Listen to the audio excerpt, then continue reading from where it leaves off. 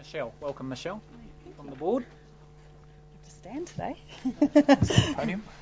That's good. Cool. Okay.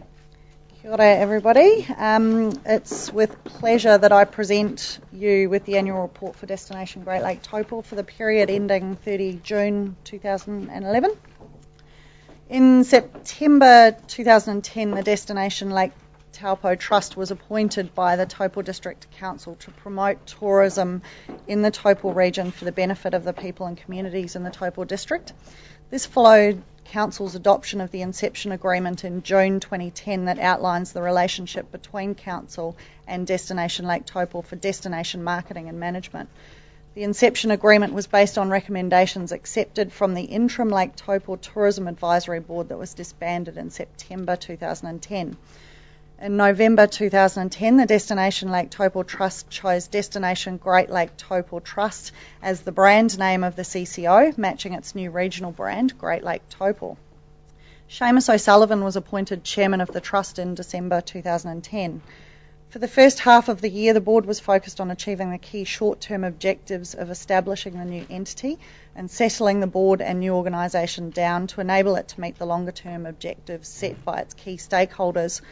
Trustees had to acknowledge at the time the challenges presented by some quite significant changes that were underway within the organisation's external operating environment, the settling of a relatively new general manager, the revitalisation of the regional brand under the prior transitional organisation, and a number of changes in key staff appointments. Finally, trustees themselves were still developing or refining their own governance and accountability processes for DGLT as a new CCO. Notwithstanding the above, the board very quickly became an effective one, committed to governance, development and deployment of those key strategies aimed at the betterment of the tourism industry in the Taupo District. The board has worked well with the General Manager and his team and is committed to providing regular and effective communication and leadership to its stakeholders.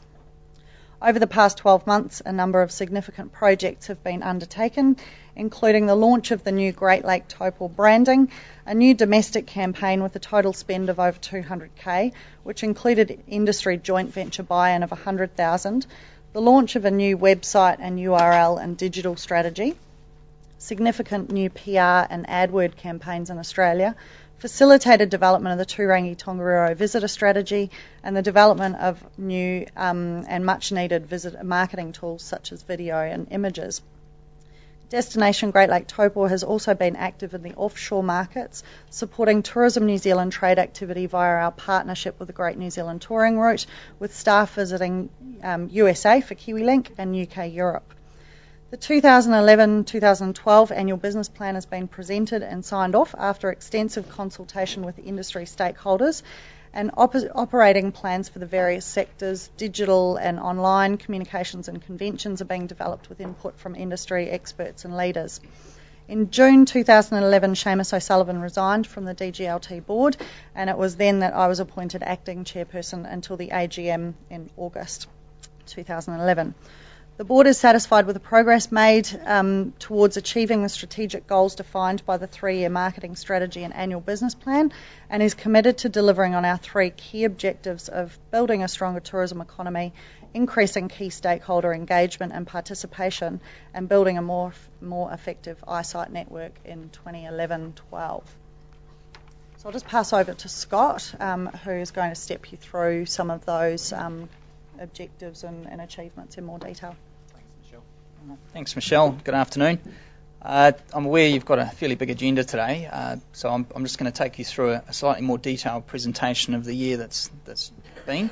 From my perspective, it's felt a little bit like squeezing 2 years into one, but I do hope to show you some of the things that we've achieved. As I say, a lot of this will cover off some of the key points that Michelle's just raised in her report. For the 2010-11 year, the 3 key aims there that sit outside some of our core activity were to build a strong destinational brand, create a successful transition to the new entity, and also grow our online presence and conversion. In terms of key achievements, I'll just pick out some of the key ones here. Getting that $230,000 for our domestic campaign was a major win for both the organisation and I believe the destination. and thanks to Council for your support in that regard. Basically, we did get the new brand out there, and we feel that that's going from strength to strength. We have a new website, greatlaketaupo.com. You'll see there from the figures that for the year ending June 2011, we've had a negative 1.5% drop in total visitors to the site, but we have seen 6% growth in unique visitors. I'm also pleased to say that since April, we've had much stronger growth, as I think the site has bedded in. We're sort of averaging around 5 to 7% growth in the site, and at times we've been up to 10%. So, as with any new site, you do get a transition time. We changed the URL from Lake Taupo NZ as well. So, as I say, I'm very happy now with where the website is tracking, and I think we're starting to see some real return from that investment. We have also undertaken an operator survey, and I'll take you through the figures of that shortly. But also a visitor survey for the second year running. We carried out some extensive research on our visitor populations coming through. We had a sample size of 360 this year. So that's given us a lot more information about who our visitors are and what they're looking for. A couple of other things I've mentioned here. We have received positive post-Christmas and Easter periods. If you look back at the last 12 months, that included a sort of, as I say, significant growth against some of our competitor markets in the domestic market especially, and that's against the likes of Bay of Plenty and Rotorua and Hawke's Bay over that, particularly that January period. We also in Easter saw an extra 8,500 people come through into our district, and as I say, that was the previous Easter also fell in April, so it wasn't a changeover in month. It was actually a very good result for us. In terms of cam nights overall, the long-term trend is still not where we want it to be. It is still trending down, but I think what we can say is we've stabilised our domestic visitors to the same as the previous year, and we are in a recessionary year, and I think to stabilise that has been a good result for us. In terms of our international guest nights, we've got some challenges there. There's 12% down nationally in some of our key markets, and this is obviously not talking about the Rugby World Cup. This is looking back the last 12 months, and so that has seen some challenges in our international markets, but that's certainly an area that we're still focused on and making sure that we do as well as we can. Just mentioned there that part of our work, I believe, has countered some of the recessionary impacts. I also think it's countered some of the potentially negative impacts of the ETA. And at a critical time when that new ETA came through, we did raise our profile nationally and through the domestic campaigns, certainly built our brand awareness up to a much higher level, and I think that has helped to offset some of the potential impacts that the ETA may have had in particularly the first 6 months. I don't expect you to read all of this, but this is just to give you a bit of a feel for what we've been doing during the year. Improved marketing tools, it's something that we noticed we had to get done, and as I say, our video development keeps growing. Our new images, new brochures, flags, etc. are all part of presenting our destination in the best possible light. We're also supporting key events, and we're developing this area further and more, particularly with Nick Reeder now being on board. I'll talk a little bit more about the Rugby World Cup and some of the advanced stuff we were doing there, but so looking back, the Cycle Challenge certainly received a lot of our support.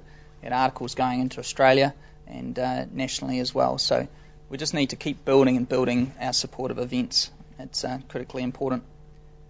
Our trade markets as well, some people have asked why we are still going overseas and presenting sales presentations offshore.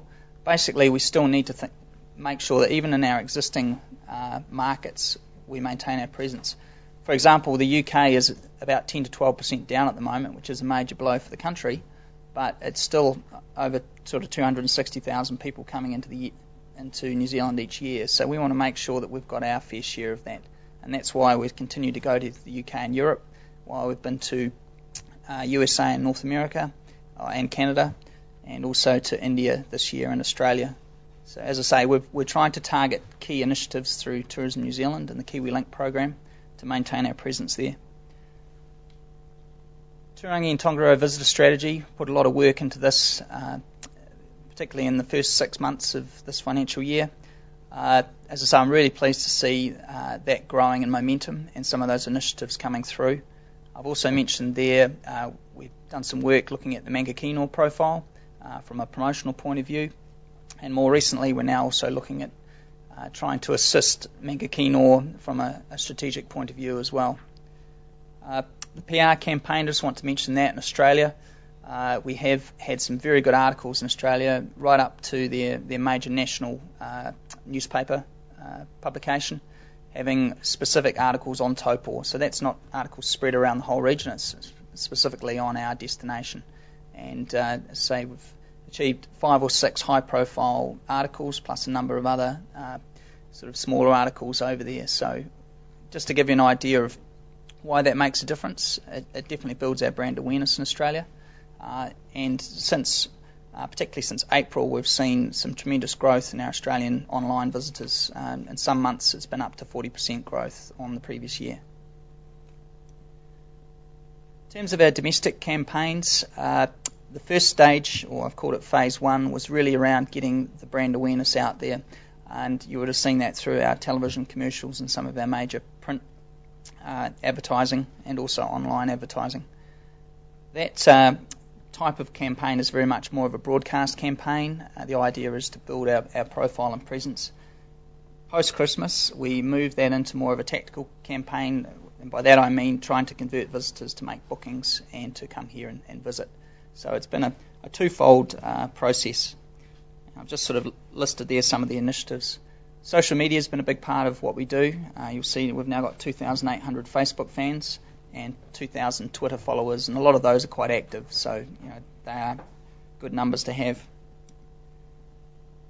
I realise the Grab It campaign technically falls into the next financial year, but we did put a lot of work into planning this at the end of the past financial year, so I will just touch on it. You'll see there that some of the results we got through: 22,000 extra visitors to the Great Lake Taupo site over the campaign period. So that was a 50% growth in visitors on the previous year. We had 140 businesses involved, and we created a specific Grab It site on our own website, and you'll see there we've got just under 14,400 visitors to that page. That resulted in 1,150 direct referrals through to operators, and also, as I've mentioned there, 9,000 product listings. So that's them coming onto our site and looking at detailed listings about operators. So, a lot of people have said that our job, or a lot of operators have said, our job is to bring people into the district and to get them to look and research on our district and destination, and then they capitalise on that and take the visitor from there. And so I think that's why a lot of emphasis is going on what our referral business has been. You'll see there we've also picked up some extra Facebook followers, and we ran a text campaign as well with some good numbers in terms of a text competition.